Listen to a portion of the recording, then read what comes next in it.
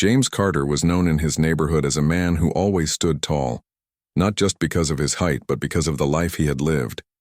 He wore his history with quiet pride, the firm handshake, the way he looked people straight in the eye, the calm way he spoke.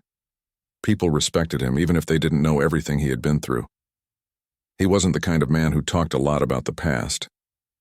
But everyone knew that James had served his country with great honor. James had joined the military when he was young, full of hope and determination. Growing up in a small town in Georgia, life hadn't always been fair, but he had been raised with strong values. His parents had taught him to work hard, to treat people kindly, and to never give up, no matter what. These were lessons that stayed with him throughout his life. He joined the Army in the late 1980s. He didn't know what to expect, but he was ready for the challenge. At first, the training was hard. Every morning started before the sun came up. There were long runs, strict routines, and endless drills. But James never complained. He gave his all. Over time, he stood out, not just because he was good at what he did, but because he helped others along the way. If someone fell behind, James would slow down to help them. If someone felt like quitting, James would talk to them, encourage them, remind them why they were there. His kindness didn't go unnoticed. His superiors saw something in him. As the years went by, he moved up the ranks. He was sent to different countries. Some missions were easy, some were harder. But James did his duty every time. He was known for keeping calm when things got tough, and for always putting his team first. That kind of loyalty and bravery earned him several awards, including the Bronze Star Medal. It was a small piece of metal, but to James, it meant something deep. It was a sign of all the years he had worked hard, the risks he had taken, and the lives he had helped. When he finally retired from the military, he came home to a hero's welcome. People threw a small celebration in his honor. His family and friends were proud, but James didn't let it go to his head. He never called himself a hero. He always said he was just doing his job.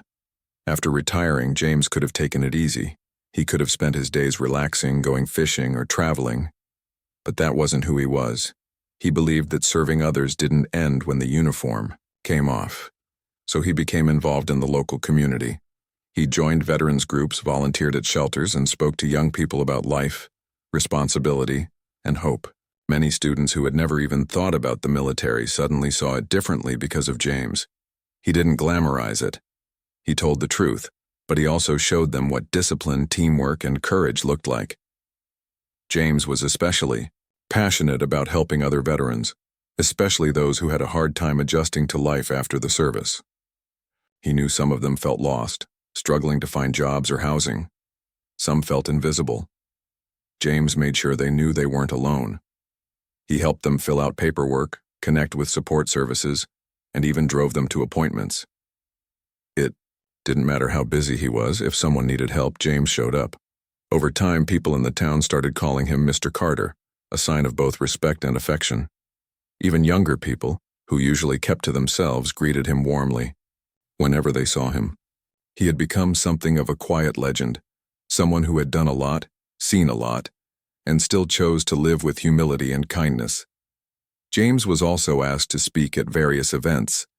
He stood on school stages, community centers, and town halls, always wearing his uniform with the same medals pinned to his chest. He didn't do it to show off. He did it because he wanted to remind people of the values that mattered: service, honesty, and perseverance. Every time he spoke, he shared stories, not of war, but of people helping each other, of how small actions could change lives. One day, James received a request to be a witness in a court case. It was an important case involving workplace discrimination in a federal agency. The lawyers believed that James, with his experience and background, could provide important insight. He didn't know much about the legal world, but he agreed. If his voice could help someone find justice, he felt it was worth it. As the court date approached, James prepared carefully. He reviewed his notes, spoke with the legal team, and chose to wear his dress uniform to the courtroom. For him, the uniform was not just clothing, it was a symbol It showed who he was and what he had been through. It represented not just himself, but everyone who had served and sacrificed. The medals on his chest were part of that story.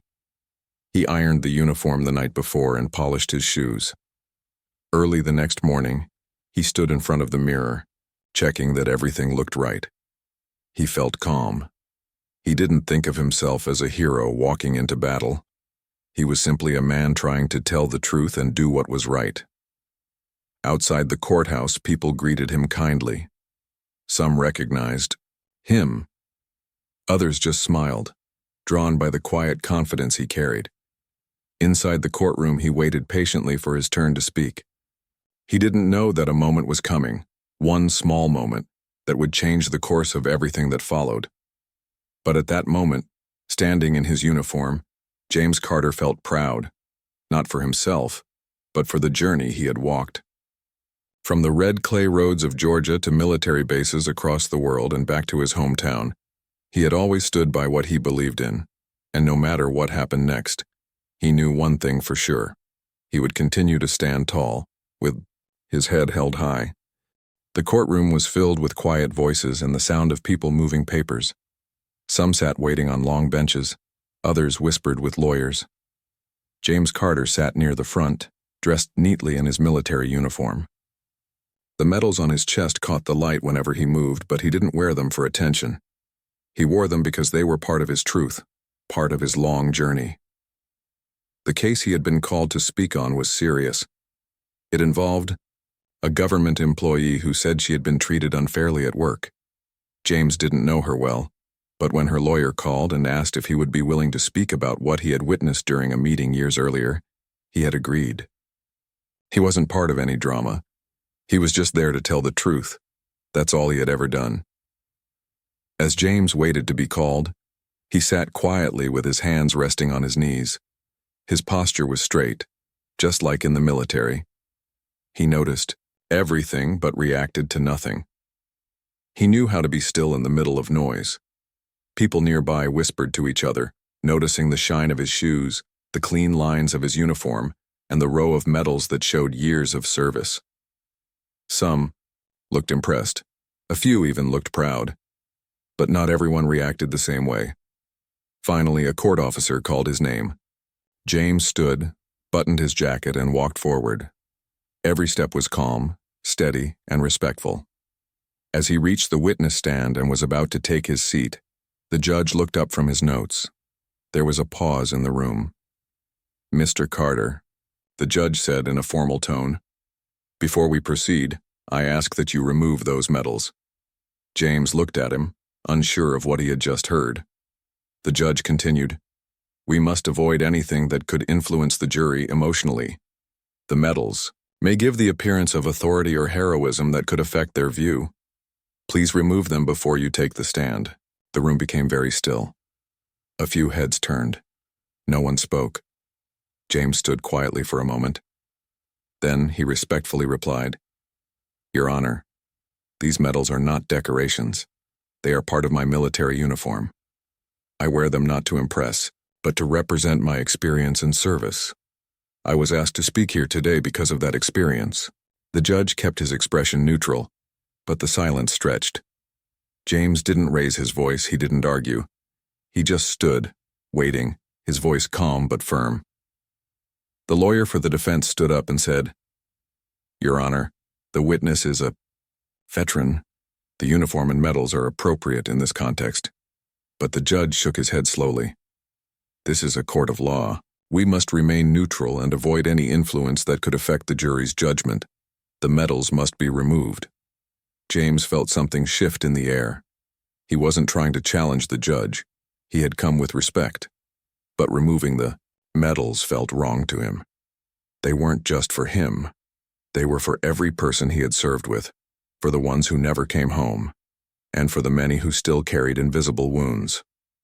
To take them off, even just for a few minutes, felt like denying something deep. He looked at the judge and said politely, "I'm sorry, Your Honor. With all due respect, I cannot remove them. This uniform tells the story I was called here to share. It is part of who I am." There was a long pause. Then the judge said, Very well.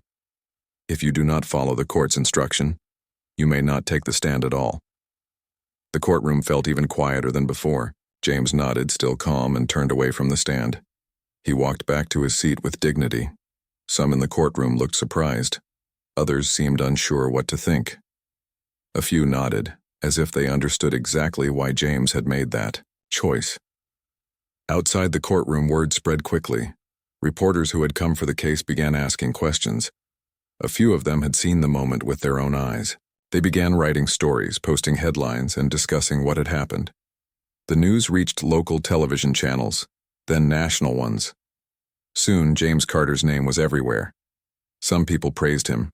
They said he had stood up for what was right. They said his quiet refusal had reminded the country of how veterans should be treated. Others didn't agree. They said the judge had followed the rules and that James should have simply removed the medals for a few minutes. But James didn't speak out right away. He went home quietly. He didn't argue with anyone, and he didn't post anything online. He believed that actions spoke louder than words, and he had already said what he needed to by standing tall and refusing to remove the medals. Still, the attention followed him. Journalists came to his door. People called asking for interviews. Supporters mailed him thank you letters. Veterans from around the country reached out, many saying they had faced similar moments of discomfort or misunderstanding. For them, James had become a symbol, not of protest but of quiet strength.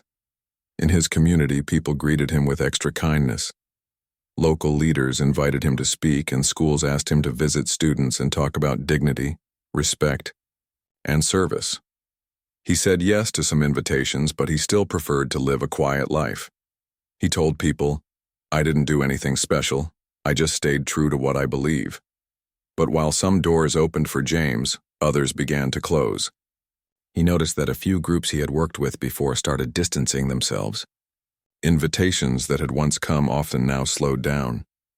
Meetings were canceled without much explanation. Some people began to say that his presence brought too much public attention. A few employers politely told him they would not be continuing. Certain partnerships, James didn't complain. He had faced hard days before, but he couldn't help but notice how one small choice, to stand for something he believed in, was quietly changing the course of his life. He had not raised his voice. He had not accused anyone. All he had done was hold on to what mattered most to him. One evening, James sat on his porch, the soft breeze brushing against his face. He looked out over the yard where he used to play, as a boy. The sky was starting to turn orange as the sun began to set. In that quiet moment, he thought not about the courtroom, not about the news, but about all the people who had shaped him, his parents, his fellow soldiers, the young people he had mentored. He knew that even if some people disagreed with his actions, he had not lost who he was. He had not turned away from his values. And in his heart, he still felt proud. Not because of attention or headlines, but because he had done what he believed was right. And in the days to come, as his story continued to be shared, it would remind others of a simple truth. Sometimes the smallest decisions, made quietly with integrity, can echo louder than anyone expects. After the day in court, James Carter hoped things would slowly return to normal. He didn't ask for attention. He didn't seek praise or try to make a statement. All he had done was politely stand by what he believed. But the world around him had started to shift in ways he hadn't expected. It began with phone calls. Some were from people he hadn't spoken to in years, old friends, fellow veterans, even strangers. They had seen the news or read an article online. Some just wanted to say thank you. Others shared stories of their own. Veterans from across the country said they knew exactly how James felt. A few had faced similar situations where they were asked to hide part of their identity just to be accepted. Some said they had never told anyone until now. James listened to each voice with care. He wasn't the type to interrupt or talk about himself too much. He just let people speak. Some calls ended in quiet moments of understanding. Others ended with laughter or a simple "take care." He didn't always know what to say, but the conversations made him feel less alone.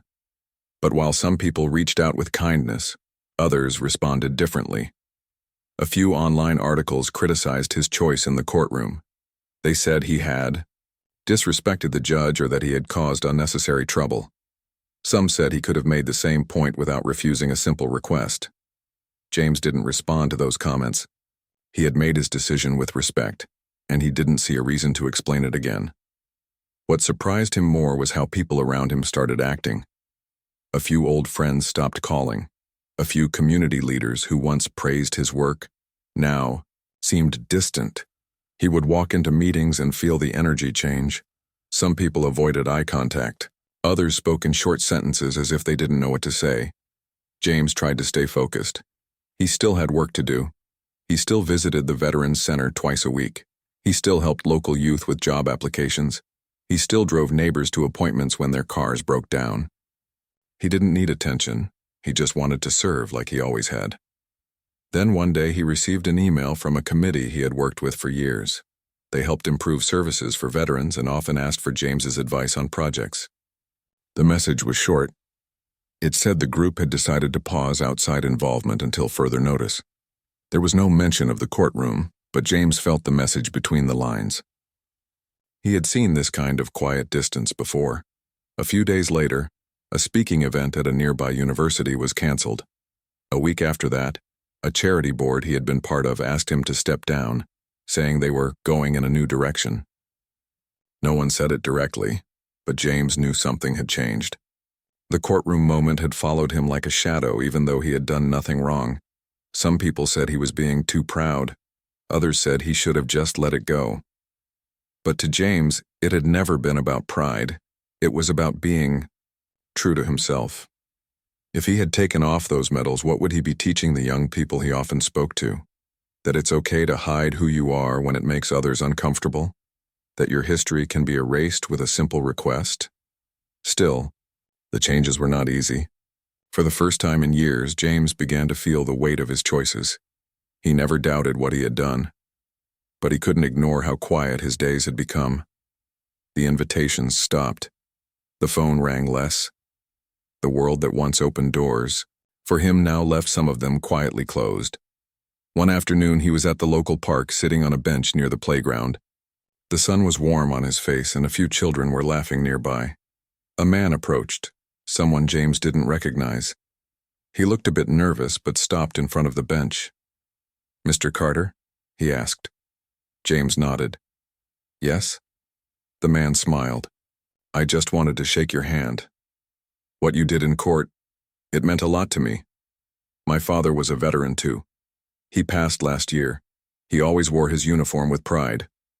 James stood and shook the man's hand.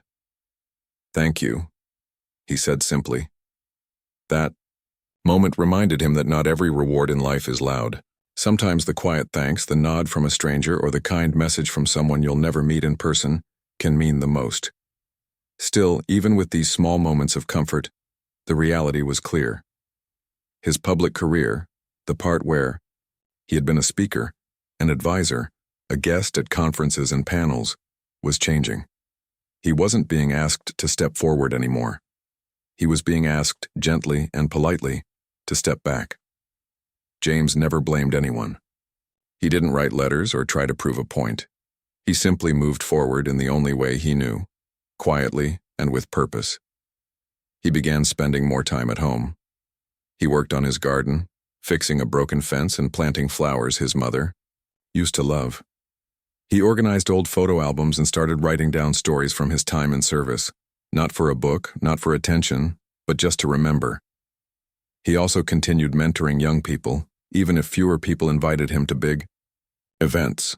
He met students at the local library, helped with homework, and listened to their worries about the future. These moments reminded him that even without a title or a platform, he could still make a difference. One day he received a letter in the mail. It was from a young woman he had met years earlier at a school event. She had been unsure of herself back then, unsure if she had any future at all. James had stayed after his speech and spoken with her for nearly an hour. He didn't remember every word they had exchanged, but she remembered all of it. In the letter, she said she had joined the military. She said she had finished college, and she said that moment with him had changed her life. She wrote, You made me feel seen when no one else did. James folded the letter and placed it in a small wooden box he kept in his bedroom. It was filled with keepsakes, notes from students, photos from events, and now that letter. It reminded him that even when the world pulls away, your impact remains. What happened after the courtroom may have ended parts of James's public career, but it did not end his purpose. It did not erase the lives he had touched or the values he still carried. He knew that history is not always written by what makes headlines. Sometimes, it is written in quiet decisions, in standing still when asked to bend and refusing to let go of something important. And for James Carter, that truth was more powerful than any speech, any award, or any position. The seasons changed slowly. Spring flowers turned into summer heat, and summer leaves began to fall as autumn came in quietly. James Carter continued living his life with quiet discipline, just like he always had. But something had changed deep inside him. He still walked with the same calm steps. He still greeted people with a kind smile. But the silence from the world around him was louder now. He had not spoken publicly about the courtroom moment. People had tried to make it a big event. Some called it an act of courage. Others said it was unnecessary. But to James, it was just a moment where he followed his heart. He didn't want attention. He didn't want arguments. He only wanted to live in a way that honored what he believed. Still, the effects of that day continued. He had once been a regular speaker at town events. He had helped plan programs for young people, for veterans, and for community service. But those invitations had slowly stopped coming. A few people still waved when they saw him at the store or the post office, but the conversations were shorter, polite but distant. James wasn't angry. He had faced harder times before. As a young soldier, he had been in places where everything was uncertain. He had learned patience. He had learned to keep his heart steady, no matter what the world around him did. So he adjusted. He spent more time with small, simple things. He worked on fixing up his old truck. He planted vegetables in his backyard and gave some to neighbors. He began reading more, choosing books that brought peace instead of noise. And he found comfort in helping people quietly, carrying groceries, offering rides, and fixing broken things without asking for anything in return. One day, he got a letter in the mail. It was from a young man named Elijah who lived in another state. Elijah had read about James online. He was only 19 and had just joined the military. He wrote, "I didn't know what to expect. I was nervous about how I'd be treated, but when I read about what you did, it gave me strength. You reminded me that it's okay to stand for something, even when no one else does." James read the letter twice, then placed it in the wooden box where he kept special notes and memories. That letter, like so many others he had received over the months, reminded him that sometimes your message travels farther than your feet ever could. Still, he missed the work he used to do, not because of the praise or the applause, but because of the connection. He missed helping young people believe in themselves. He missed giving advice to veterans who were struggling to adjust to life after service. He missed the feeling of purpose that came with serving others in big ways. He thought about starting something new, maybe a small group or a community project. But each time he reached out, he sensed hesitation. People were polite but unsure. It wasn't spoken directly, but the courtroom moment had left a mark. Some saw him as too bold. Others saw him as a reminder of a moment they would rather forget. One afternoon, while James was visiting the community center, a small boy approached him. The boy had seen James many times before but had never spoken to him. That day he came up slowly, holding a small drawing. "I drew this," the boy said. "It's you." James took the paper and smiled. The drawing was simple, just a figure in a uniform with a few lines on the chest meant to be medals. The boy had written, "Thank you for being brave." James bent down and looked at him kindly. "What made you draw this?" The boy shrugged. "My brother told me you stood up in court and didn't back down. He said it made him feel proud." James felt something deep inside. Not pride exactly, but a sense of quiet gratitude. That even when the world didn't clap, even when doors closed, seeds were still being planted. Later that day, James sat on his porch and watched the sun go down. The sky turned soft shades of orange and pink.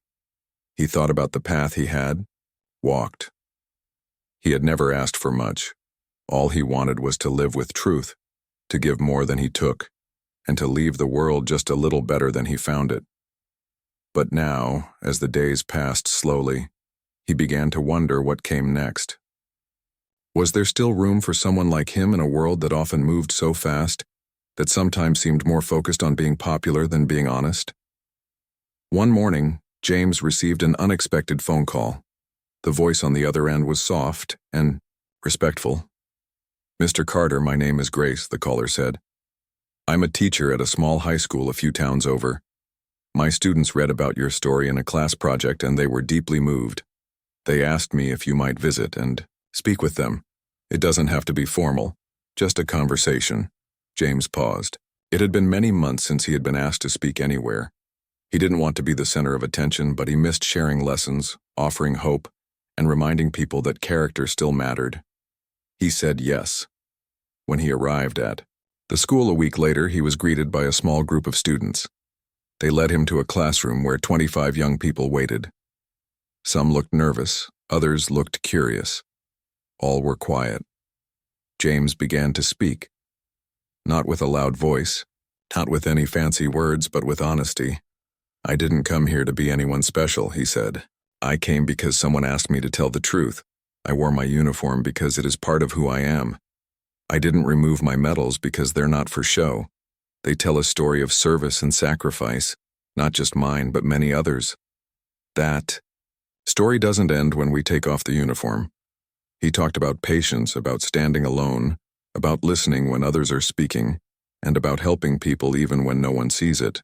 He told them that true strength often looks like kindness and that it's okay to do the right thing, even when it costs something. The room was silent, but not with boredom. It was the kind of silence that comes when hearts are listening. Afterward, several students came up to thank him. One girl said, "I never thought about courage that way before. You didn't shout. You didn't fight. You just stood still and stayed true. That's what I want to be like." James smiled and placed a gentle hand on her shoulder.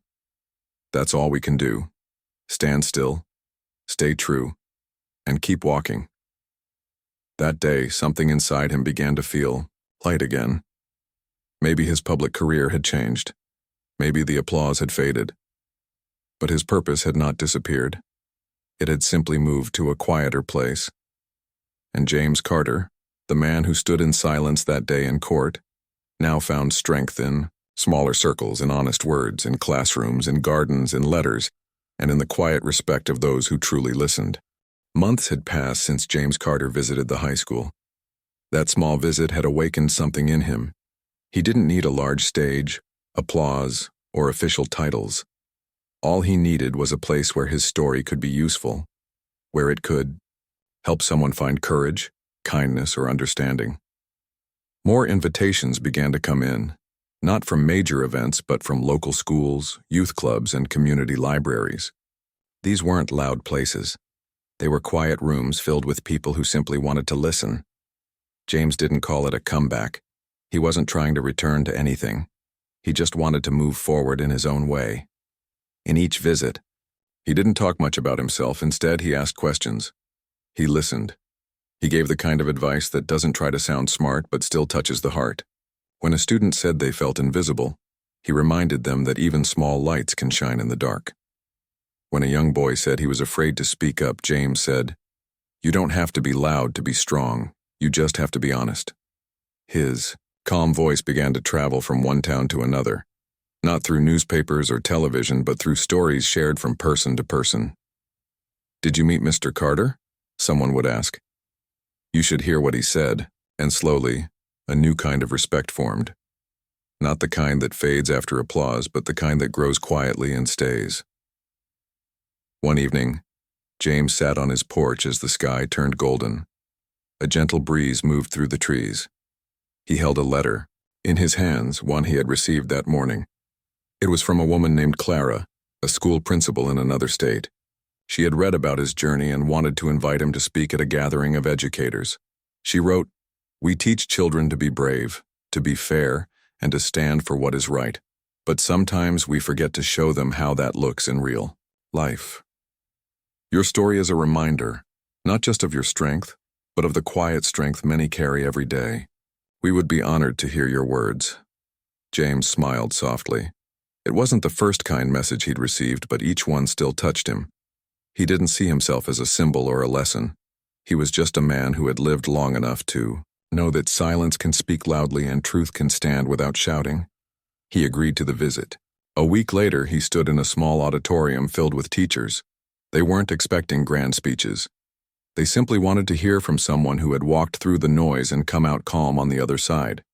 James told them, "When I stood in that courtroom and chose not to remove my medal, I wasn't trying to make a moment. I just couldn't forget what that medal meant. It didn't belong only to me. It belonged to the people I served with, the ones who came before me, and the ones who still carry the weight of service every day." He looked at the teachers and added, "You do that too. Maybe your medal isn't made of metal. Maybe it's a book you open every day, a student you believe in, a lesson you teach with care. But it matters. Don't let anyone tell you it doesn't." The room was silent again, not with discomfort, but with deep thought. Afterward, many teachers came up to speak with him. Some thanked him for reminding them why they had chosen this path.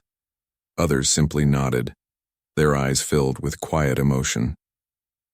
James drove home that night feeling lighter than he had in a long time. He realized that even though some doors had closed, new ones had quietly opened. They didn't shine as brightly. They didn't carry big titles. But behind them were people who truly listened.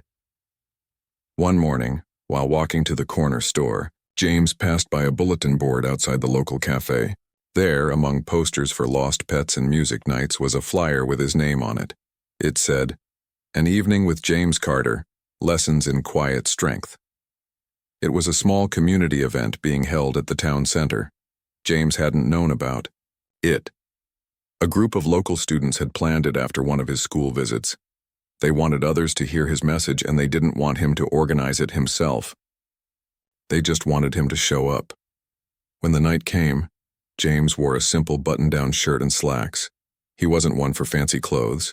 He walked into the room and saw people of all ages, young students, older veterans, teachers, parents, neighbors.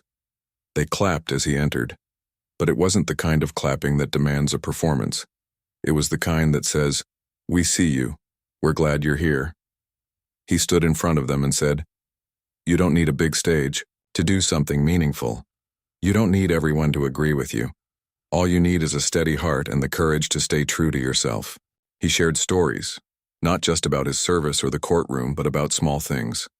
Helping a neighbor fix a fence, driving a friend to a doctor's appointment, sitting with someone who had lost a loved one and saying nothing, just being there. He said, "Sometimes the most powerful thing you can do is show up, and keep showing up."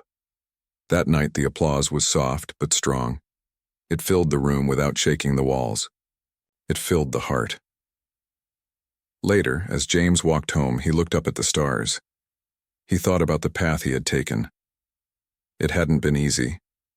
There were moments of silence that felt heavy, moments when he wondered if he had made the right choice. But tonight, as he listened to the sound of his own steady footsteps, he felt something clear inside him. He didn't need to be on every poster. He didn't need his name in bright lights. He only needed to keep doing what he had always done.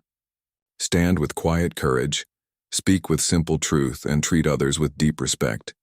His career in the spotlight may have changed, but his real work, the work of lifting others, guiding the lost, and reminding people of their worth, had never ended.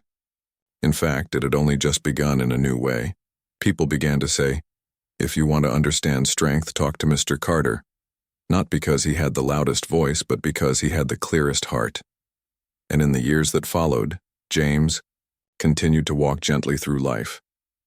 He grew older, but his presence remained steady. He became a mentor, a friend, a quiet leader, not because he had chased any of those roles, but because he had lived them. In the end, James Carter didn't need a grand farewell or a headline. He had something better. The deep, lasting respect of those whose lives he had touched. Not with noise, but with kindness, patience, and truth. And long after the courtroom lights faded, his story lived on. Not in newspapers, but in the hearts of those who had learned from his quiet example that sometimes the strongest stand is the one you take in silence with honor and with love.